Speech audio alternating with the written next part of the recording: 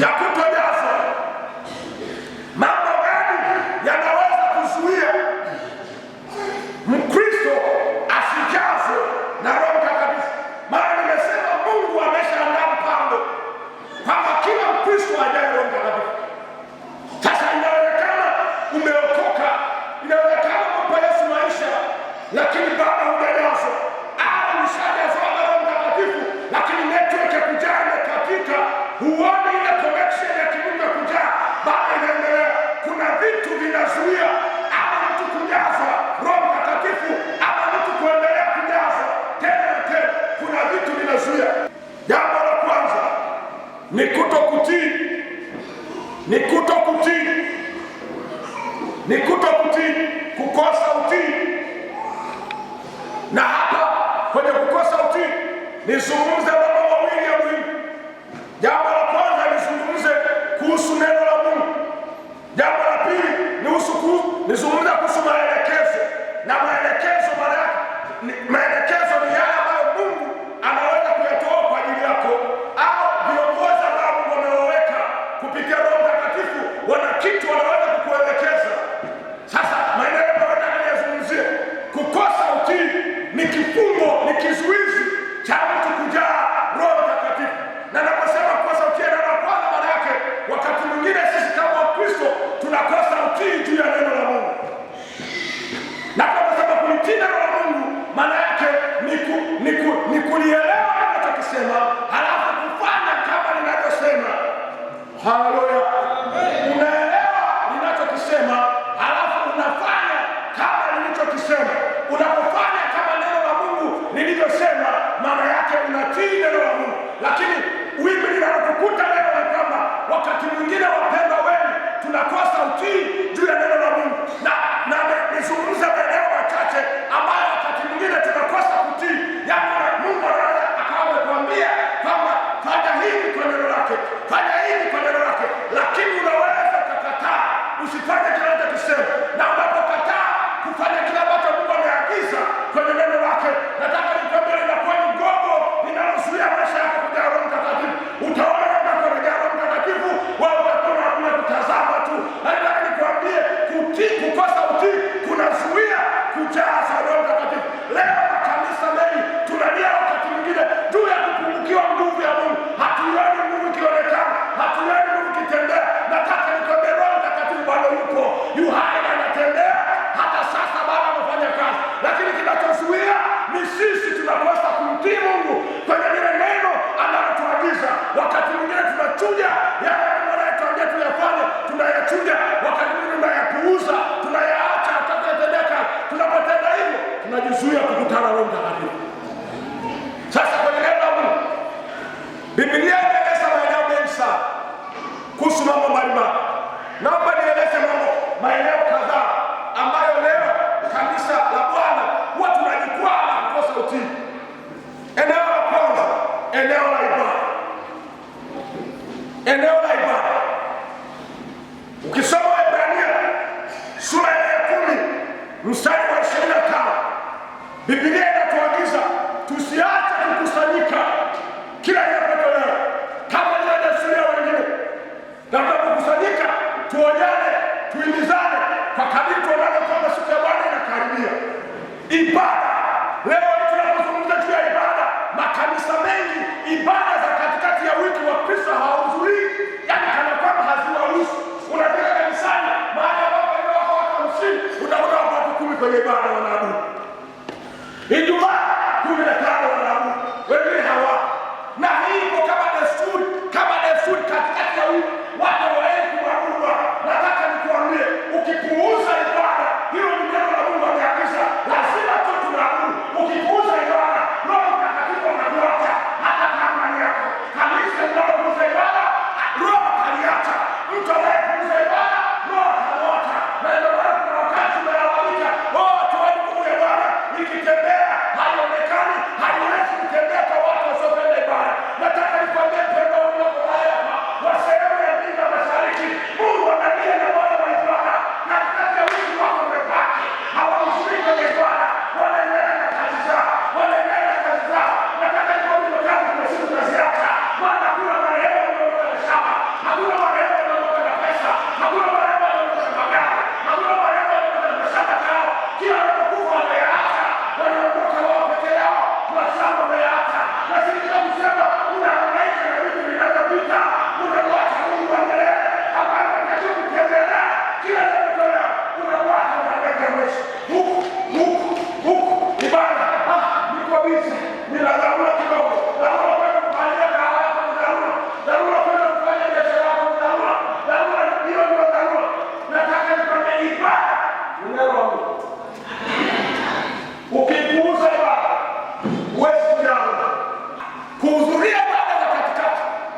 kuhudhuria ibada za idara, hata ibada za idara ambazo tumepatana, wanasema tukutane hivi, wanasema ndio kukutana, sio kukutana, ibada kamili tumepanga kukutana. Unapozipuuza unapuuza kwa nguvu za Mungu kwenye maisha yako. Haleluya. Haleluya. Basi ndio ibada tunafunga leo. Na neno linahuisha maisha yetu kwa nguvu. Ndani ya ibada tunafanya maombi. Maombi yanachochea maombi kwa Roho Mtakatifu. Sasa watu wanapuuza ibada. Anapuuza ibada. Hapo Roho anapoa anaanza kwa kweli. Kanisa la leo tumepoteza sana nguvu. Hatuna nguvu kama wenzetu wa zamani. Nataka nikwambie nguvu ipo. Shida ni wewe unaikataa ibada. Haleluya. Unaikataa ibada. Lakini eneo lingine ambalo tunakosea, kuna watu wanagombana na Mungu kwenye utoaji. Nataka niseme hapa leo, uelewe. Kutoa zaka sio ile kwa neno la Mungu. Ukitaka kutoa zaka wewe mpagani kama kwa wengine acha. Watu wanapoteza muda. Ni wizi. Biblia inasema na Biblia. Tunasema Biblia. Hebu tuanze kusema kama Mungu. Bwana anatamani kuja hapo. Lakini wizi umekukamata sasa. Mungu anakutamani kwa wizi. Sasa nasema ni mjasa wizi na mtakatifu. Ni unaonaje? Kama mtoto wako mwizi anaiba sana, ungemruhusu atembee hapo kitendo kinaendelea na watu kutembea barabarani. Yaani hapa na kofia yake ya kila barabara anatembea barabarani. Mtoto mwizi sana atembea. Mimi mtoto wa Aisha hapo ndio mwizi anatembea kabisa barabarani kwa. Unafanya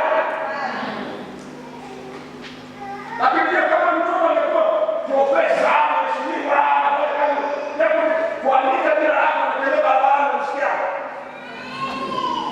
daktari, mwalimu, yaani rubani ndio anatembea utamsha baba yake.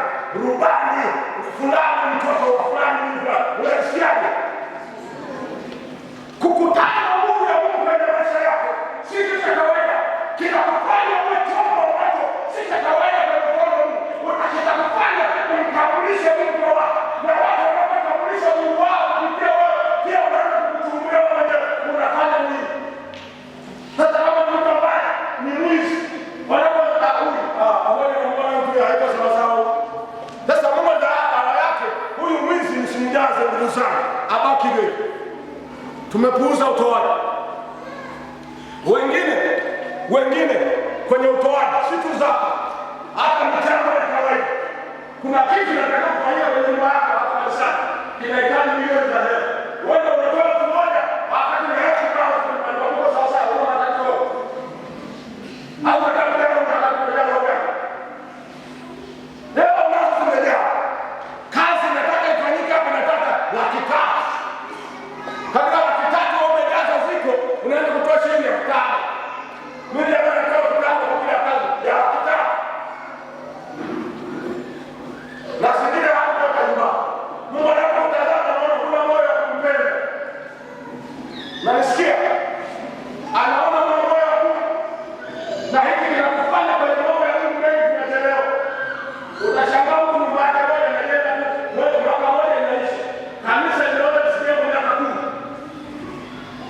Wakati watu wanaenda nyumba zao kila mtu kwa mwaka amemaliza, lakini wamekutanika watu 15 kujenga kanisa la Bwana miaka 10 yenyewe. Kwa nini? Utoaji. Kila mtu anasema vya Mungu haviko. Nataka nikwambie Mungu ndiye anayekupa nguvu ya kuwa unamkaliki. Mungu anayekupa nguvu ya kuwa na pesa. Unapokosa moyo wa utoaji kwa Mungu wako, unajizuia kukutana na nguvu ya Mungu kwenye maisha yako. Haleluya. Haleluya. Maana mahali pengine Roho Mtakatifu anatajwa kama zawadi. Zawadi. Na nyinyi mnaelewa wazazi wangu, zawadi. Na pia kusoma maandiko yanazungumza wazi.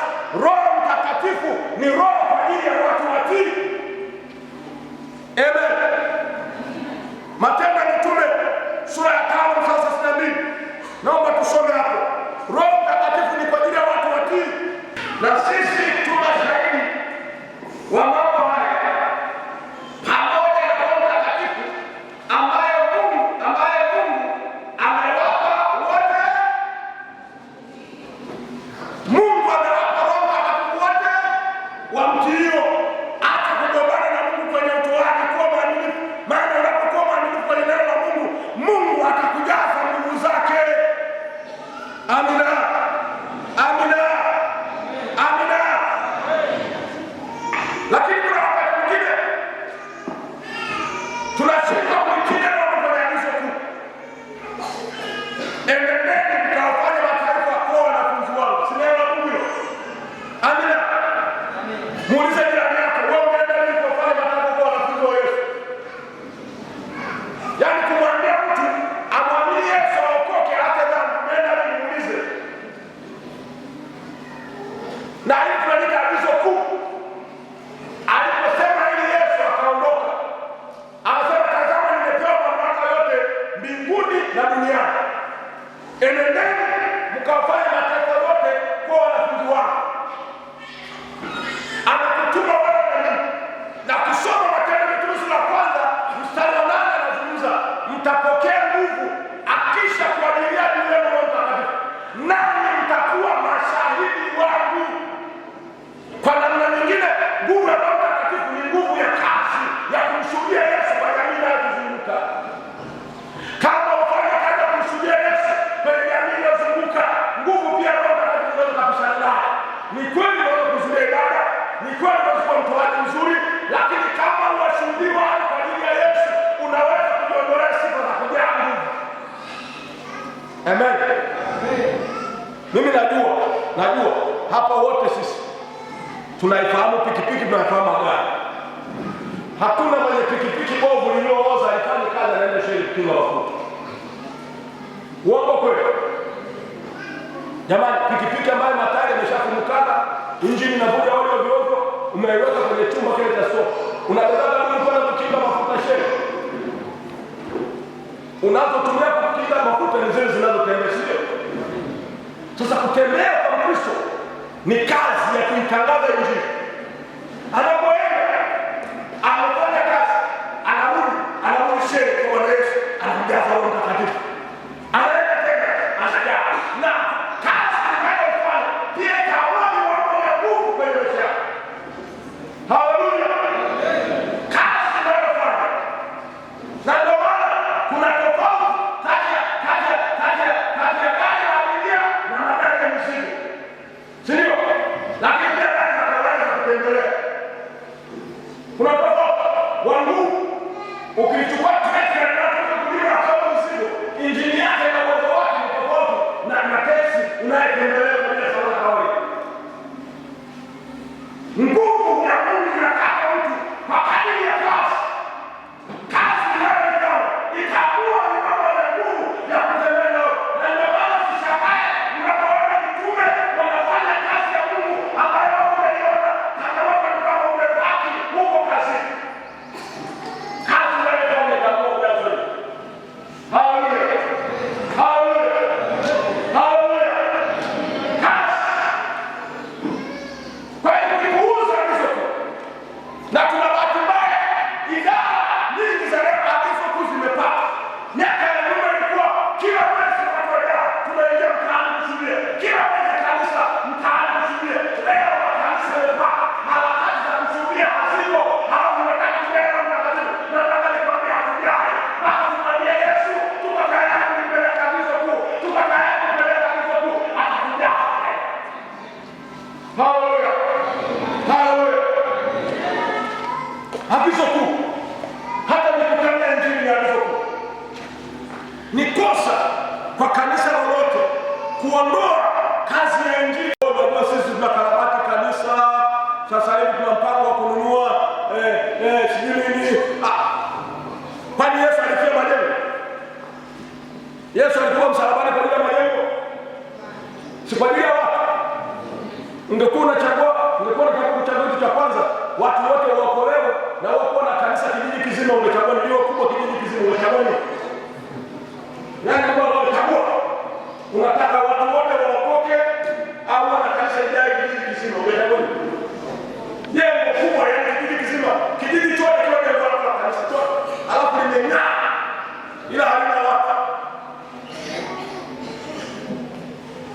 Nataka nikwambie agizo la Mungu ni watu wamjue Kristo. Watu wakimjua Yesu, wakijaa, hata kama hawana kanisa watajenga kanisa. Haleluya, haleluya. Watu wakijaa, hata kama hawana vyombo vya kupiga kelele wakanunua. Sasa kuna wakati wanataka kununua vyombo kwa ajili ya ibada, amekutana kusitisha kwanza, maana ya kununua hela kununua vyombo vya ibada unachelewa. Tena kwenye agizo la Mungu tena nao wao wanashuka tukaja Mungu atakutia Mungu na kununua vyombo na watakujua Yesu. Haleluya. Agizo tu halina mbadala. Huwezi kulinganisha na kitu chochote. Kuna wakati tunashinda kutii agizo tu, na kuna wakati mwingine tunashinda kutii maelekezo mbalimbali. Kuna mambo Mungu anaweza kukusemesha moja, mbili, tatu. Sasa kuna watu Mungu akiwasemesha wanaanza kumchuja Mungu, wanaanza kuyachuja maneno ya Mungu, kukemea na kukemea kwa nini Yesu toka toka toka, eti kwa sababu moyoni ndio amesema chukua 200,000 ile kazi nayo kanisani kapeleke kakamili toka kwa jina la Yesu. Unakemea wewe unamkemea Mungu kwa sababu kwa mtu ana 200,000 maelekezo, na anapokuwa maelekezo anakataa. Unapokataa maelekezo ambayo Mungu anakupa, unajiondolea viwango vya kutembea na Roho Mtakatifu. Maana Roho anaposema na unataka utii, yale anayokuelekeza unataka utii, na unapotii unampa kufurahi, unapokaidi unamhuzunisha Roho, na mwisho wa siku unamzimisha kwenye maisha yako. Na kuna wakati mwingine Mungu anaweza kuwatumia viongozi kukupa maelekezo ya usalama, na kuna watu wanakaidi. Wakati mwingine mchungaji au mzee wa kanisa au washirika wanaweza kusema, au viongozi wanaweza kusema, wewe mpendwa, unajua uwe makini, muda tulionao ni muda mgumu, muda wa hatari, jiangalie sana, usichanganye ovyo. Unashangaa mtu ameokoka lakini anaabudu hapo vizuri, akishamaliza mchana anaenda tuition kwa mitume na manabii, tuition mara kuchukua mafuta akaweka ndani kwa tuition. Hapa sio mafuta, hapa ni Roho Mtakatifu. Tunamtaka Roho Mtakatifu atembee na maisha yetu. Hatutaki mafuta, hatutaki nesi za upako, hatutaki nesi za upako, tunamtaka Roho Mtakatifu. Tunataka Roho Mtakatifu. Haya ndio maelekezo tunayokupatia. Sasa tunakupatia hao wachungaji hawana maono, hao wachungaji hawana nguvu kama wale tunaona kwenye TV. Wanauza mafuta na maji. Sisi tunaenda kwa tunachukua mafuta gani au wanaenda kwa kanisa. Unaiona